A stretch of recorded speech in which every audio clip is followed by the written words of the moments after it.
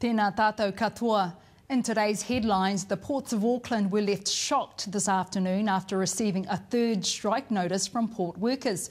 Ports of Auckland Chief Executive Tony Gibson says he's shocked by the decision after the company's largest customer, Maersk, pulled its service out of Auckland because of industrial action.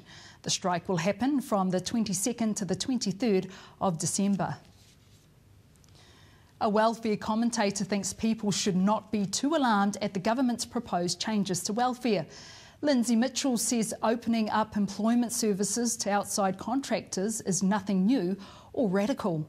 In reality, the government already contracts out employment services. In August this year, they had 150 service providers providing employment services to 15,000 people.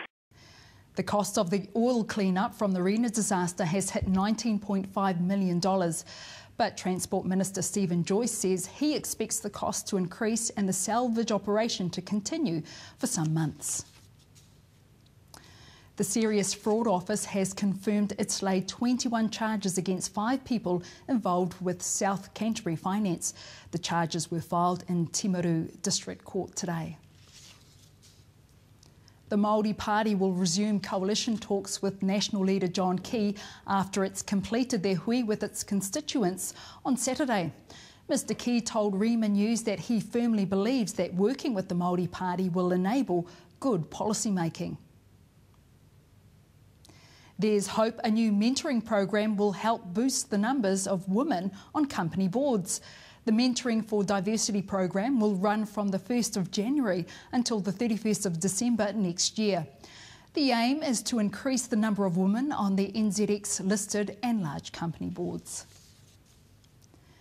In international news, the departure tax for travellers from leaving the United Kingdom will increase by an additional 8% from April of next year.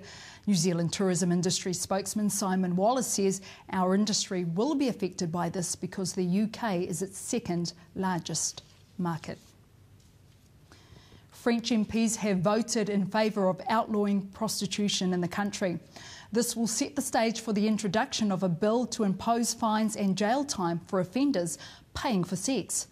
The move comes despite France's long history of liberal attitudes towards sex.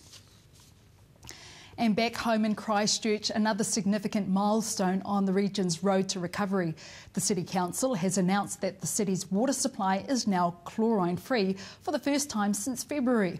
Mayor Bob Parker says it's an early Christmas gift for the residents. We now have an absolutely chlorine-free water supply in the city. It's been very, very carefully checked. The medical officer of health and all of our teams are responsible for ensuring that the water quality is A1. And finally, the Dean of Christchurch Cathedral is stepping down. Peter Beck, who has been the face of the cathedral following the Canterbury earthquakes, announced today that he will be standing for the Christchurch City Council. That's it from the Rima newsroom. Remember, you can watch our hourly headlines on Shine TV from 6:30 to 9:30 p.m. every weeknight. Po Marie.